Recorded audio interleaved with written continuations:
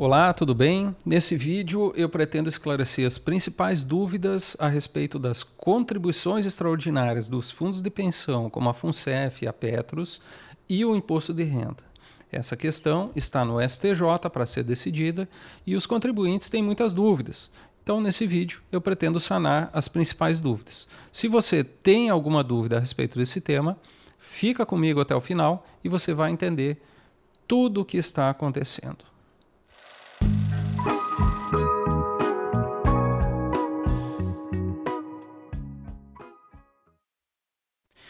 Eu preparei aqui algumas telas para guiar a nossa apresentação, para que ela fique mais didática.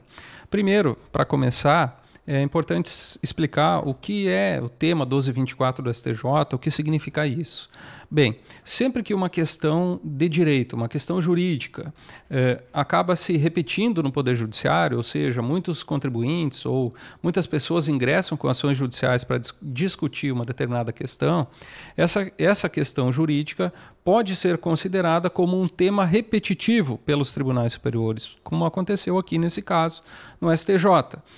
Foram tantos os processos ajuizados a respeito dessa questão que o STJ tomou a decisão de afetar esse tema, de separar esse tema, para que ele, então, decida de forma definitiva se as contribuições extraordinárias de previdência complementar podem ou não ser deduzidas na base de cálculo do imposto de renda.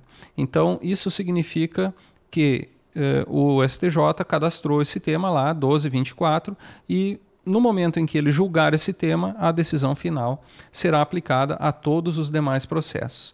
Importante ressaltar que, no momento em que o STJ decidiu que ele é quem vai decidir, né, no momento em que ele afetou esse tema e cadastrou ele sobre o 1224, o ministro relator do recurso tomou a decisão também de suspender todos os processos que tramitem no território nacional em que se discuta essa questão. Então, todos os contribuintes que tinham processos que ainda não estavam julgados, e mesmo aqueles que ainda não ajuizaram, se tomarem a decisão de ajuizar o processo, ficarão com os processos suspensos, aguardando a decisão do STJ. Certo? Então, isso é o que significa o tema 1224. E como funcionam esses processos, né? Como funcionam esses processos? Bem, basicamente, esses processos eles são todos ajuizados contra a União, porque está se discutindo um imposto de renda, que é um tributo federal, e sempre que o processo tiver valor da causa de até 60 salários mínimos, esse processo tramita pelo Juizado Especial Federal. Ou seja, na maioria das vezes, os contribuintes que ajuizam ações individuais acabam ajuizando as ações no Juizado Especial e a ação tramita por esse procedimento. Nesse procedimento, sabemos que, em primeiro grau, quem decide é um juiz federal. Caso o processo vá para segundo grau, a decisão será tomada pelas turmas recursais e a uniformização do entendimento é feita pela TNU, que é a Turma Nacional de Uniformização. Então, se turmas de diferentes tribunais decidirem, derem soluções jurídicas diferentes para a mesma questão, a TNU é chamada a uniformizar esses entendimentos. Então, essa é a estrutura do Juizado Especial Federal. As ações cujo valor da causa seja maior do que 60 salários mínimos, por sua vez, elas tramitam pelo procedimento comum. No procedimento comum, quem toma a decisão em primeiro grau é também um juiz federal, porém, em segundo grau, não é mais as turmas recursais, e as turmas recursais, aliás, são compostas por juízes federais também, né? Já o Tribunal Regional Federal, não. Ele é formado por desembargadores federais e eles é quem decidem no âmbito de segundo grau. Caso haja divergência entre tribunais regionais federais de diferentes regiões, o STJ e ou o STF podem ser chamados então a uniformizar, a pacificar o entendimento.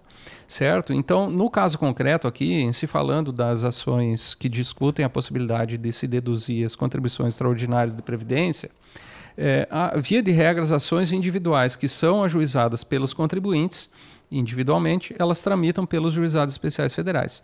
Já as ações coletivas, em que vários contribuintes acabam sofrendo os efeitos dessas ações coletivas, que são ajuizadas pelos sindicatos ou associações, elas vão tramitar pelo procedimento comum, certo? Então, assim é que funciona. Bom, aqui, no âmbito dos juizados especiais, é importante salientar que a situação já se encontra pacificada. Ela já chegou à TNU e a TNU cadastrou lá 2 temas e já julgou esses 2 temas, inclusive já com trânsito em julgado.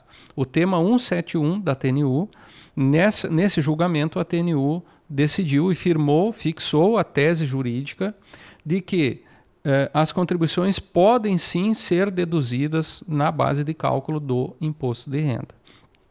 Já o tema 311, ele trata da possibilidade do contribuinte poder restituir ou não o imposto que ele pagou indevidamente naqueles exercícios em que foi entregue a declaração no modelo simplificado. E nesse tema também a TNU deu razão aos contribuintes e, portanto, no âmbito dos juizados especiais, a questão já está pacificada. O contribuinte pode sim deduzir as contribuições extraordinárias e ele tem direito a restituir o imposto que pagou indevidamente, inclusive nos exercícios em que foi entregue a declaração no modelo simplificado.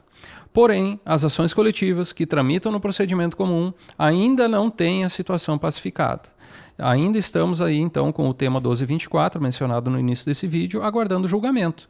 E por conta disso, todos os processos estão suspensos em todo o país. A grande questão é que essa determinação de suspensão tomada aqui no procedimento comum, lá no tema 1224, pelo ministro relator do STJ, ela acaba também se aplicando aos juizados especiais.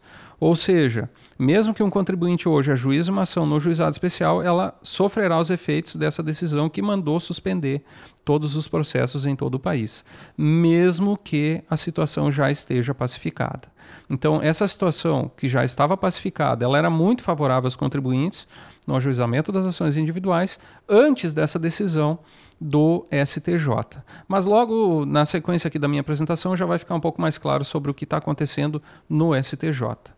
Então, passando aqui para a próxima tela, eu trouxe aqui a foto do ministro relator, que é o ministro que vai proferir o voto, né, que vai relatar a questão na primeira sessão do STJ, que é o órgão que vai julgar definitivamente essa questão, é o órgão que vai julgar o tema 1224. Esse é o relator, ministro Benedito Gonçalves.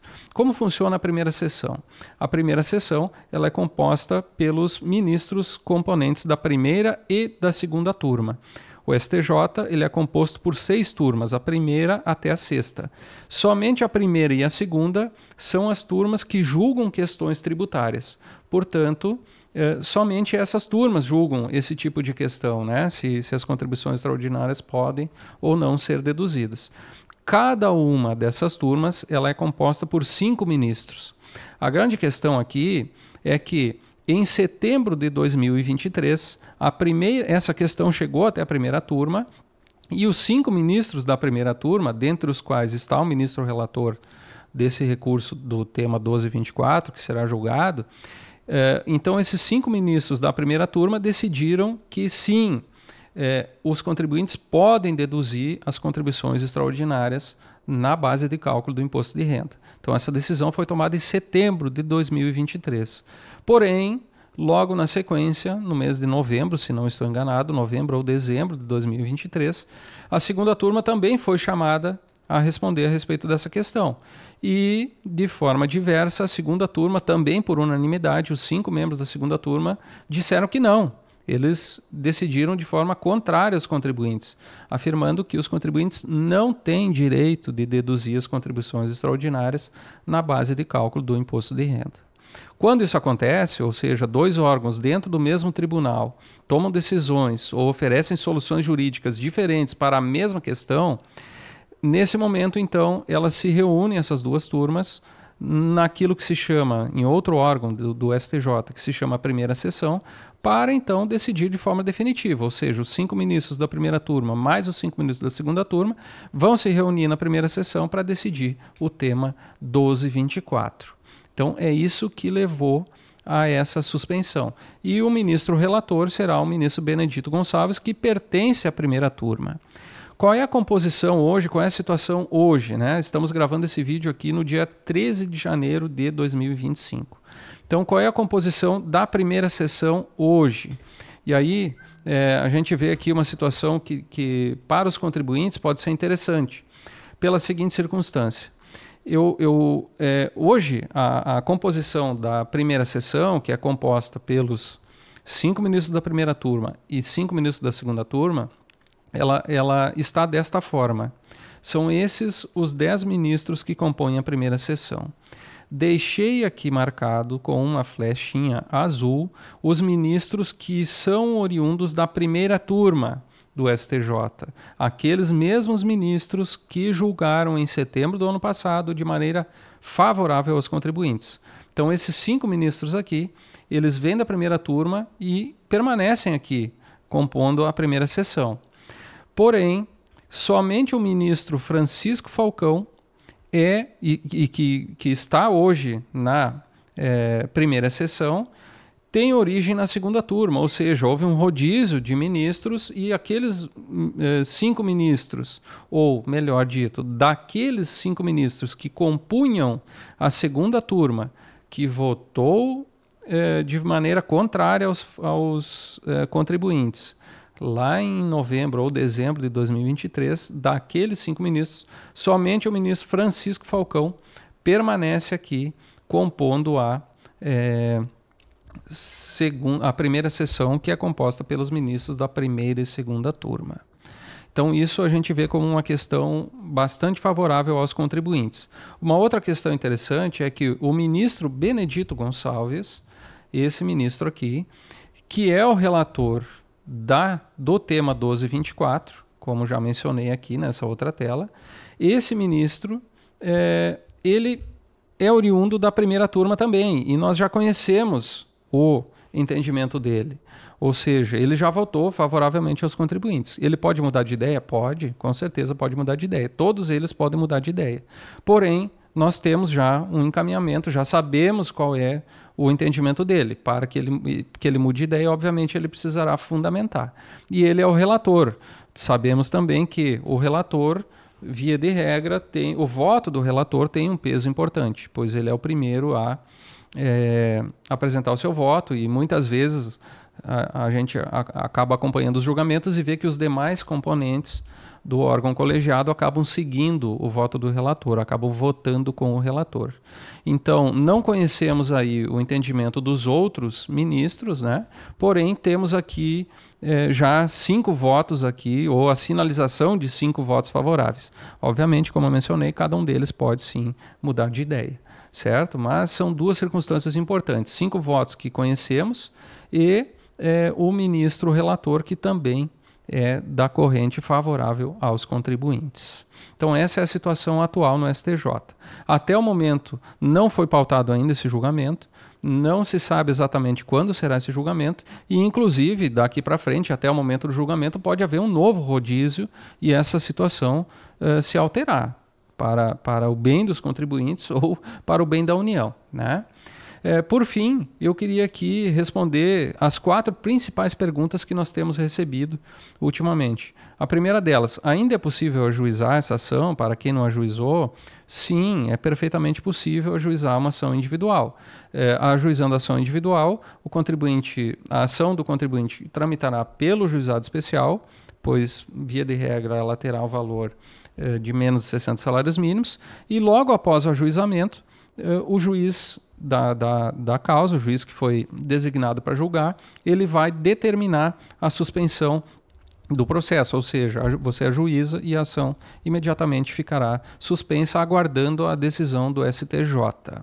Quando o STJ decidir, o juiz de primeiro grau aplicará a decisão do STJ. O que o STJ decidir será aplicado nesse processo que ficará suspenso. A segunda pergunta é: qual é a vantagem em ajuizar? Se o contribuinte optar por ajuizar agora, existe alguma vantagem? Sim, sem dúvida. Se você ajuizar a sua ação agora, você trava o prazo prescricional, que é de 5 anos. Ou seja, hoje estamos em janeiro de 2025, caso o STJ dê razão aos contribuintes, você terá direito de restituir o imposto que foi pago indevidamente nos últimos 5 anos a contar de agora. Né? Agora, se você resolver aguardar a decisão do STJ e o STJ tomar a decisão em 2027, 2028, é daquela data para trás que contará os 5 anos. A terceira pergunta também muito recorrente aqui é qual é o risco em se ajuizar essa ação. No juizado especial, nós não visualizamos nenhum risco, porque o juizado especial no juizado especial não há condenação em honorários de sucumbência em primeiro grau. E como essa questão não vai para segundo grau, afinal de contas o juiz de primeiro grau vai aplicar a decisão do STJ, então no caso de o contribuinte ajuizar a sua ação e o STJ decidir de forma desfavorável aos contribuintes, a ação individual do contribuinte também será julgada improcedente e não haverá condenação em sucumbência. Então não visualizamos nenhum risco. E, por fim, o que acontece depois do julgamento do STJ, de alguma forma eu mais ou menos já respondi, ou seja, os juízes de primeiro grau aplicarão a decisão do STJ, sendo favorável ou desfavorável aos contribuintes. Então, espero ter esclarecido as principais dúvidas a respeito dessa questão. Se você ainda tem alguma questão que você queira dirimir, não deixe de escrever para a gente, na medida do possível vamos responder, vamos esclarecer. Não deixe também de seguir nossas redes sociais, curta esse vídeo, se inscreva no nosso canal para que você seja notificado sempre que publicarmos novos vídeos a respeito dessa questão. Muito obrigado por ter assistido até aqui e até o próximo vídeo.